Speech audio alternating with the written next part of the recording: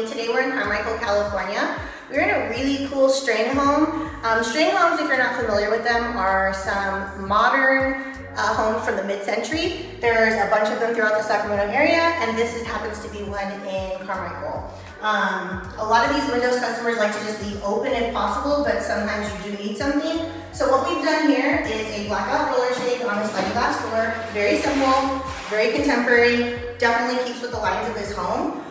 This is completely blackout, so you notice when we pull it down, literally there's no light coming through at all. We've covered this door in one shade.